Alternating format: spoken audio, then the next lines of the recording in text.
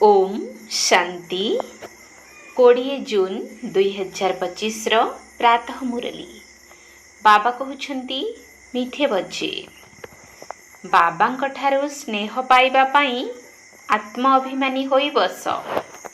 बाबांक ठारू आमे स्वर्गर संपत्ति नेउछु, एही खुशी रे रुह। बाबांक ठारू स्नेह पाइबा पाई आत्म अभिमानी होई बस।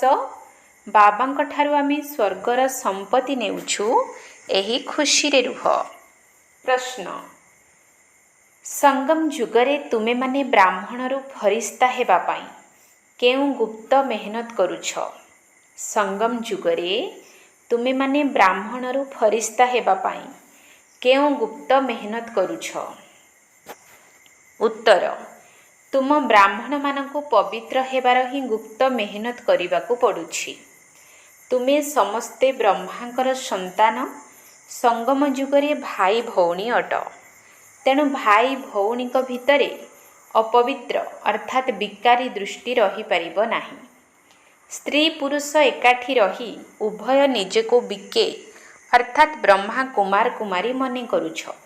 एही स्मृति आधार रे संपूर्ण पवित्र हेले जाई फरिस्ता होई परिब। ओम शांति। मधुर संतान माने निजको आत्मा भावी एठारे बसिबाकु हेबो। तुमको एही रहस्य अन्य मानकु मध्य बुझाइबाकु पड़िबो। आत्म अभिमानी होई बसिले बाबांक सहित स्नेह रहिबो। बाबा आमको राजयोग शिखाउछंती। बाबांक ठारू आमे स्वर्गर संपत्ति नेउछु। एही चिंतन सारा दिन बुद्धि रे रहू। एहिथिरे ही मेहनत रहिछि। एहाको घड़ी घड़ी भूली जाउथिबारु खुशीर निशा कमी जाउछि। बाबा सावधान करुछंती कि पिला माने देही अभिमानी होई बस, निजको आत्मा भाव। वर्तमान आत्मा एवं परमात्मांकर मेला हेउछि ना? मेला लागिथिला तेबे केबे लागिथिला? निश्चय कलिजुगर अंत एवं सत्यजुगर आदिर संगमरे ही लागिथिबो। आजी बाबा पिला मानंकु सही विषय रे बुझाउछंती। तेबे तुमकु तो निश्चय बुझिबा उचित। उच्चरु उच्च हेउछंती भगवान, पुणी तळकु आसिले रहिछंती ब्रह्मा विष्णु शंकर एवं बाबा एवं देवता माने। मनुष्य मानंकु एकथा जणा नाही जे शिव एवं ब्रह्मा विष्णु शंकरंक मध्यरे संबंध कौन। काहाकु हेले भी एमानंकर जीवन कहानी विषय जणा नाही। त्रिमूर्तिर चित्र नामी ग्रामी अटे। एही तीन जण हेउछन्ते देवता। केवल तीनोटी धर्म तो नुही, देवता धर्म तो सबुठारु बड़। एमाने हेले सूक्ष्म लोक निवासी। उपरे अछन्ति शिव बाबा, मुख्य हेले ब्रह्मा एवं विष्णु। एबे बाबा बुझाउछन्ति तुमको टॉपिक प्रस्तुत करिवार अछि। ब्रह्मारु विष्णु, विष्णुरु ब्रह्मा किपरि हेउछन्ति। जेपरि तुमे कहूछ आमे शूद्ररु ब्राह्मण, ब्राह्मणरु देवता हेउछु, सेहिपरि यांकर मध्य हेउछि। प्रथमे प्रथमे ब्रह्मारु विष्णु हेउछन्ति, पुणी विष्णुरु ब्रह्मा हेउछन्ति। सेमाने तो कहि देउछन्ति आत्मा ही परमात्मा, परमात्मा ही आत्मा। एहा तो हेउछि भूल, होई भी पारिबो नाही। तेणु एही विषय उपरे भल भाबरे बुझाइबाकु हेबो।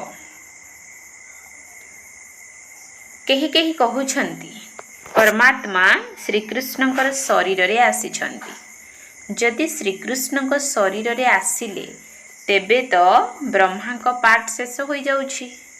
श्रीकृष्ण तो हेले सत्यजुगर प्रथम राजकुमार। सेठारे पतित किपरि रही पारिबे? जहांकु बाबा आसी पवित्र करिबे। एहा संपूर्ण भूल कथा।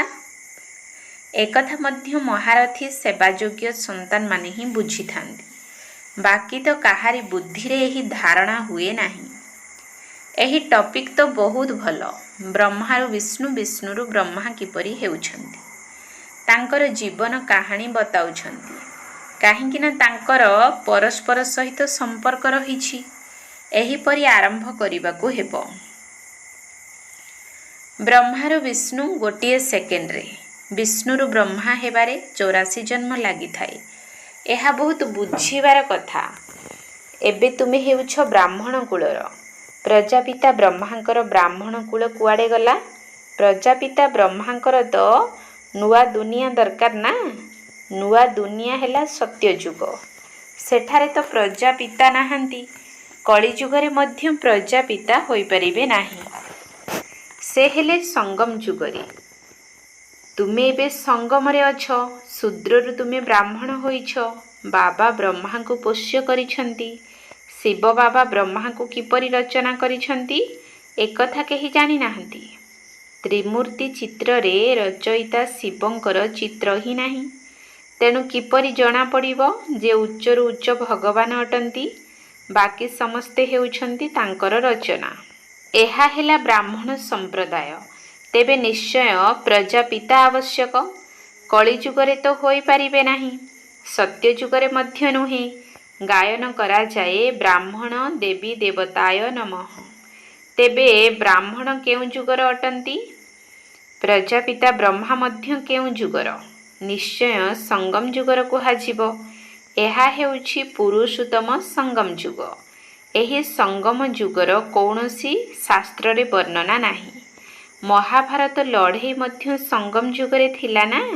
ना सत्य जुगरे ना कली जुगरे। पांडव एवं कौरव ये एही संगम जुगरे अछंती।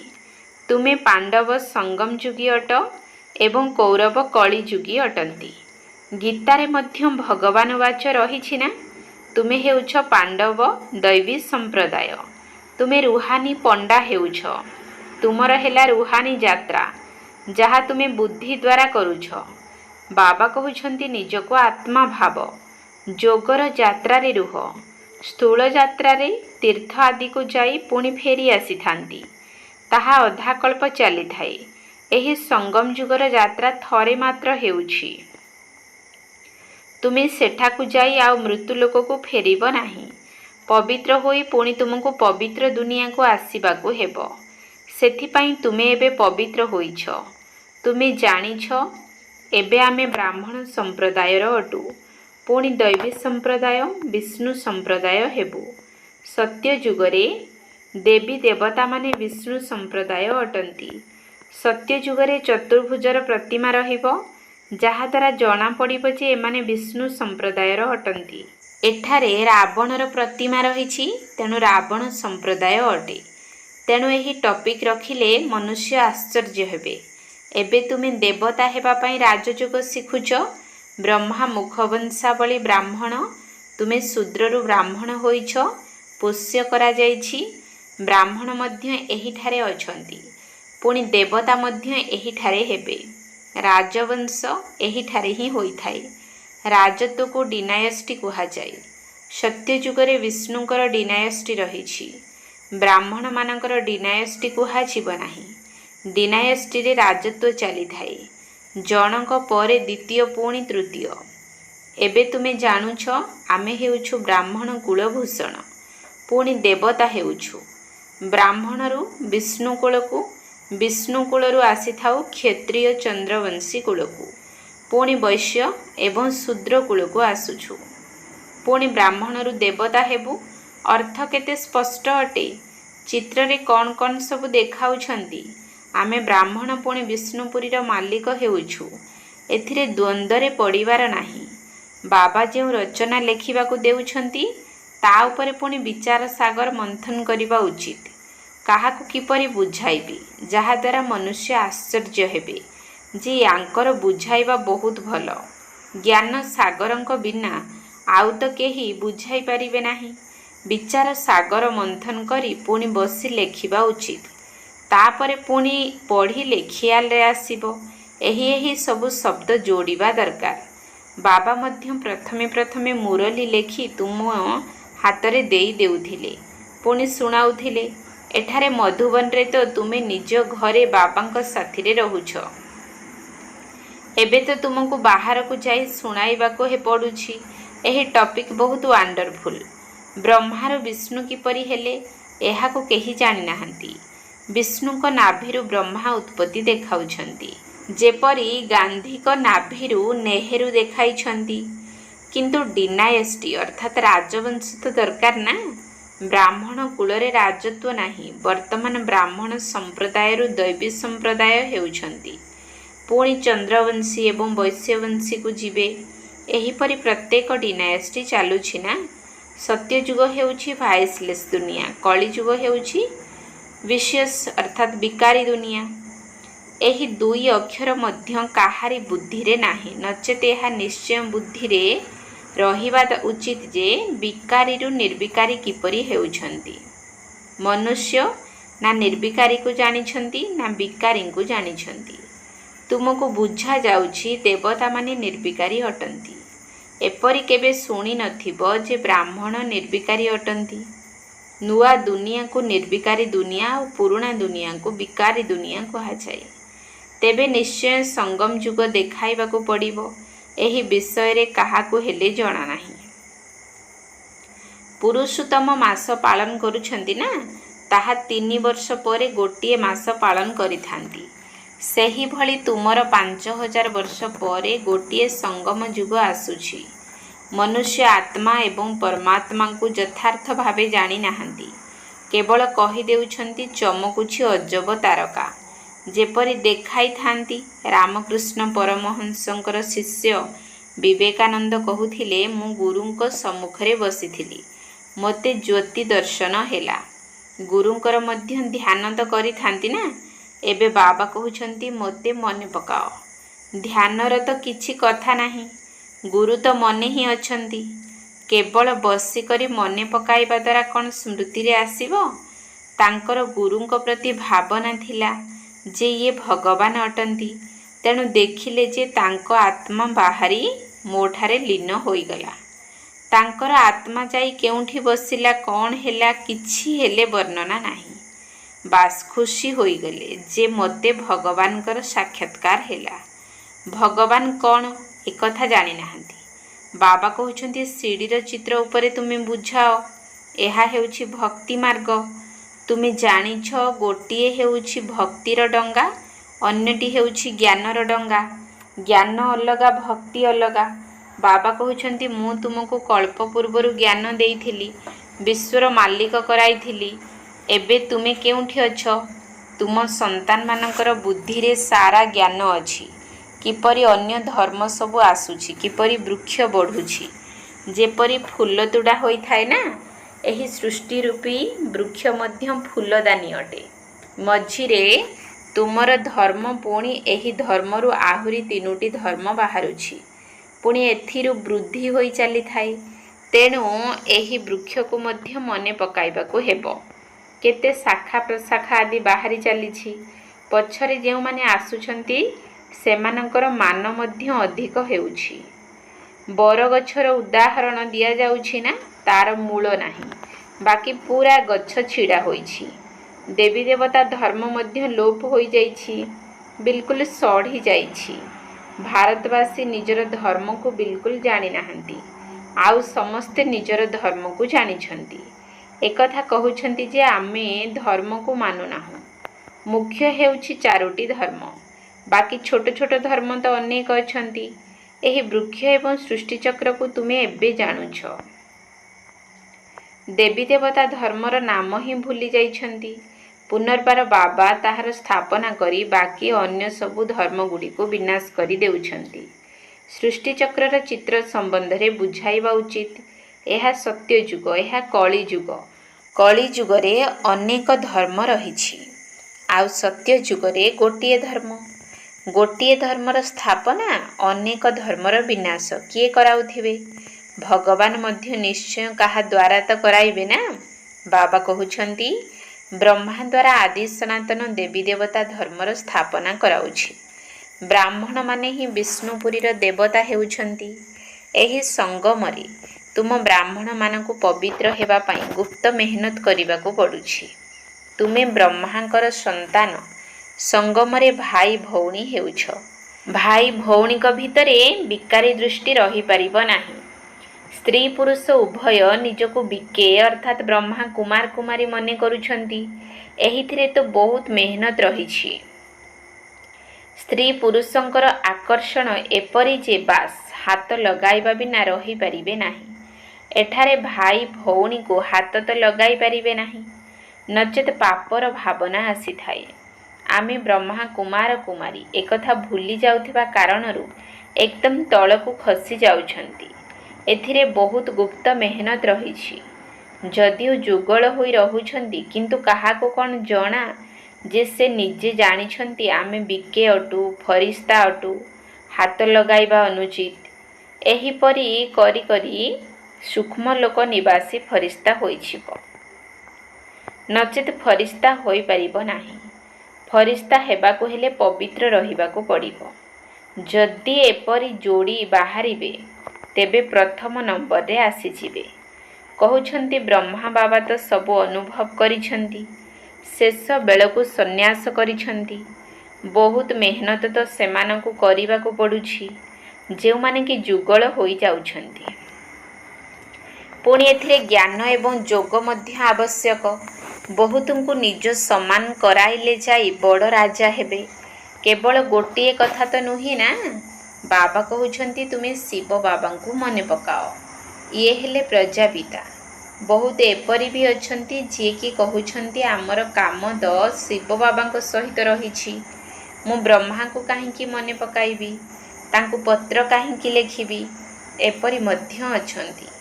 ତୁମକୁ ଶିବ ବାବାଙ୍କୁ ମନେ ପକାଇବାକୁ ହେବ।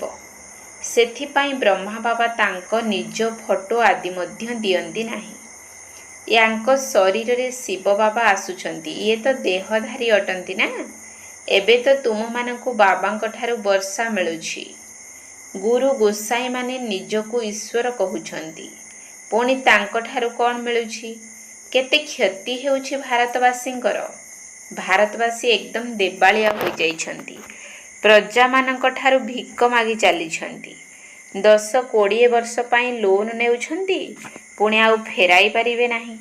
ଗ୍ରହୀତା ଏବଂ ଦାତା ଉଭୟ ବିନାଶ ହୋଇଯିବେ। ଖେଳ ହିଁ ଶେଷ ହୋଇଯିବ। ଅନେକ ବିପଦ ମୁଣ୍ଡ ଉପରେ ରହିଛି। ଦେବାଳିଆ ହେବା, ବେମାରୀ ଆଦି ବହୁତ କିଛି ହେବାର ଅଛି। କେହି କେହି ସାହୁକାରଙ୍କ ପାଖରେ ରଖି ଦେଉଛନ୍ତି, ପୁଣି ଯେତେବେଳେ ସାହୁକାର ଦେବାଳିଆ ହୋଇଯାଉଛନ୍ତି, ସେତେବେଳେ ଗରିବଙ୍କର କେତେ ଦୁଃଖ ବଢ଼ିଯାଉଛି। ପ୍ରତି ପାଦେ ପାଦେ ଦୁଃଖ ହିଁ ଦୁଃଖ ରହିଛି। ଅଚାନକ ବସି ବସି ମରିଯାଉଛନ୍ତି। ଏହା ହେଉଛି ମୃତ୍ୟୁଲୋକ। ଏବେ ତୁମେ ଅମର ଲୋକକୁ ଯାଉଛ। ଅମରପୁରୀର ବାଦଶାହ ଅର୍ଥାତ୍ ମହାରାଜା ହେଉଛ। ଅମରନାଥ ତୁମ ପାର୍ବତୀମାନଙ୍କୁ ସତ୍ୟ ସତ୍ୟ ଅମର କଥା ଶୁଣାଉଛନ୍ତି। ତୁମେ ଜାଣିଛ ବାବା ହେଉଛନ୍ତି ଅମର, ତାଙ୍କଠାରୁ ଆମେ ଅମର କଥା ଶୁଣୁଛୁ। ଏବେ ଅମର ଲୋକକୁ ଯିବାକୁ ହେବ। ଏବେ ତୁମେ ସଙ୍ଗମ ଯୁଗରେ ଅଛ। ଆଚ୍ଛା, ମିଠା ମିଠା ଶିକିଲ ଦିଏ ସନ୍ତାନମାନଙ୍କ ପ୍ରତି ମାତା ପିତା ବାପଦାଦାଙ୍କର ମଧୁର ସ୍ନେହ ସମ୍ପନ୍ନ ଶୁଭେଚ୍ଛା ଏବଂ ସୁପ୍ରଭାତ। ଆତ୍ମିକ ପିତାଙ୍କର ଆତ୍ମିକ ସନ୍ତାନମାନଙ୍କୁ ନମସ୍ତେ। ଆତ୍ମିକ ସନ୍ତାନମାନଙ୍କର ଆତ୍ମିକ ବାପଦାଦାଙ୍କୁ ନମସ୍ତେ ନମସ୍ତେ ନମସ୍ତେ। ସୁପ୍ରଭାତ। ଧାରଣା ପାଇଁ ମୁଖ୍ୟ ସାର। 1 ନମ୍ବର ପଏଣ୍ଟ, ବିଚାର ସାଗର ମନ୍ଥନ କରି ବ୍ରହ୍ମା ହିଁ ବିଷ୍ଣୁ କିପରି ହେଉଛନ୍ତି, ଏହି ବିଷୟ ଉପରେ ଶୁଣାଇବାକୁ ହେବ। ବୁଦ୍ଧିକୁ ଜ୍ଞାନ ମନ୍ଥନରେ ବ୍ୟସ୍ତ ରଖିବାକୁ ହେବ। ବିଚାର ସାଗର ମନ୍ଥନ କରି ବ୍ରହ୍ମା ହିଁ ବିଷ୍ଣୁ କିପରି ହେଉଛନ୍ତି, ଏହି ବିଷୟ ଉପରେ ଶୁଣାଇବାକୁ ହେବ। ବୁଦ୍ଧିକୁ ଜ୍ଞାନ ମନ୍ଥନରେ ବ୍ୟସ୍ତ ରଖିବାକୁ ହେବ। 2 ନମ୍ବର ପଏଣ୍ଟ, ରାଜପଦ ପ୍ରାପ୍ତ କରିବା ପାଇଁ ଜ୍ଞାନ ଏବଂ ଯୋଗ ସହିତ ଅନ୍ୟମାନଙ୍କୁ ନିଜ ସମାନ କରିବାର ସେବା ମଧ୍ୟ କରିବାକୁ ହେବ। ନିଜର ଦୃଷ୍ଟିକୁ ବହୁତ ଶୁଦ୍ଧ ପବିତ୍ର କରିବାକୁ ହେବ। ରାଜପଦ ପ୍ରାପ୍ତ କରିବା ପାଇଁ ଜ୍ଞାନ ଏବଂ ଯୋଗ ସହିତ ଅନ୍ୟମାନଙ୍କୁ ନିଜ ସମାନ କରିବାର ସେବା ମଧ୍ୟ କରିବାକୁ ହେବ। ନିଜର ଦୃଷ୍ଟିକୁ ବହୁତ ଶୁଦ୍ଧ ପବିତ୍ର କରିବାକୁ ହେବ। ବରଦାନ, ଏକମାତ୍ର ବାବାଙ୍କ ଠାରୁ ସର୍ବ ସମ୍ବନ୍ଧର ଅନୁଭବ କରୁଥିବା ଅଥକ ଏବଂ ବିଘ୍ନ ବିନାଶକ ଭବ। ଏକମାତ୍ର ବାବାଙ୍କ ଠାରୁ ସର୍ବ ସମ୍ବନ୍ଧର ଅନୁଭବ କରୁଥିବା ଅଥକ ଏବଂ ବିଘ୍ନ ବିନାଶକ ଭବ। ଯେଉଁ ପିଲାମାନଙ୍କର ସର୍ବ ସମ୍ବନ୍ଧ ଏକମାତ୍ର ବାବାଙ୍କ ସହିତ ରହିଛି, ସେମାନଙ୍କୁ ଅନ୍ୟ ସବୁ ସମ୍ବନ୍ଧ ନିମିତ୍ତ ମାତ୍ର ଅନୁଭବ ହେଉଥିବ। ସେମାନେ ସର୍ବଦା ଖୁସିରେ ନାଚିଲା ବାଲା ହୋଇଥିବେ, କେବେ ବି କ୍ଳାନ୍ତ ହେବାର ଅନୁଭବ କରୁନଥିବେ, ଅର୍ଥାତ୍ ଅକ୍ଳାନ୍ତ ସେବାଧାରୀ ହୋଇଥିବେ। କେବଳ ବାବା ଏବଂ ସେବା ଏହି ଲଗନରେ ମଗନ ରହୁଥିବେ। ବିଘ୍ନ ଦ୍ୱାରା ଅଟକି ଯିବା ପରିବର୍ତ୍ତେ ବିଘ୍ନ ବିନାଶକ ହୋଇଥିବେ। ସେମାନଙ୍କୁ ସର୍ବ ସମ୍ବନ୍ଧର ଅନୁଭୂତି ଏକମାତ୍ର ବାବାଙ୍କ ଠାରୁ ହେଉଥିବା କାରଣରୁ ସେମାନେ ସର୍ବଦା ଡବଲ ଲାଇଟ୍ ସ୍ଥିତିରେ ରହୁଥିବେ। କୌଣସି ବୋଝର ଅନୁଭବ ହେବ ନାହିଁ। ସେମାନଙ୍କର ସମସ୍ତ ଅଭିଯୋଗ ସମାପ୍ତ ହୋଇଯିବ, ସମ୍ପୂର୍ଣ୍ଣ ସ୍ଥିତିର ଅନୁଭୂତି ହେବ ଏବଂ ସେମାନେ ସହଜ ଯୋଗୀ ହୋଇଥିବେ। ସ୍ଲୋଗାନ: ସଂକଳ୍ପରେ ମଧ୍ୟ କୌଣସି ଦେହଧାରୀ ପ୍ରତି ଆକର୍ଷିତ ହେବା ଅର୍ଥ ବିଶ୍ୱାସଘାତକ ହେବା। ସଂକଳ୍ପରେ ମଧ୍ୟ କୌଣସି ଦେହଧାରୀ ପ୍ରତି ଆକର୍ଷିତ ହେବା ଅର୍ଥ ବିଶ୍ୱାସଘାତକ ହେବା। ଅବ୍ୟକ୍ତ ଇସାରା: ଆତ୍ମିକ ସ୍ଥିତିରେ ରହିବାର ଅଭ୍ୟାସ କର ଏବଂ ଅନ୍ତର୍ମୁଖୀ ହୁଅ। ଯେପରି ଅନ୍ତରୀକ୍ଷ ଯାନରେ ବସିଥିବା ଯାତ୍ରୀମାନେ ଉଚ୍ଚରେ ଥିବା କାରଣରୁ ସାରା ପୃଥିବୀର ଯେଉଁ ସ୍ଥାନର ଫଟୋ ଉଠାଇବାକୁ ଚାହିଁବେ ଉଠାଇପାରିବେ, ସେହିପରି ଶାନ୍ତିର ଶକ୍ତି ଆଧାରରେ ଅନ୍ତର୍ମୁଖୀ ଯାନ ଦ୍ୱାରା, ମାନସିକ ଶକ୍ତି ଦ୍ୱାରା ଯେକୌଣସି ଆତ୍ମାକୁ ଚରିତ୍ରବାନ ହେବାର ବା ଶ୍ରେଷ୍ଠ ଆତ୍ମା ହେବାର ପ୍ରେରଣା ଦେଇପାରିବ। ଓମ୍ ଶାନ୍ତି।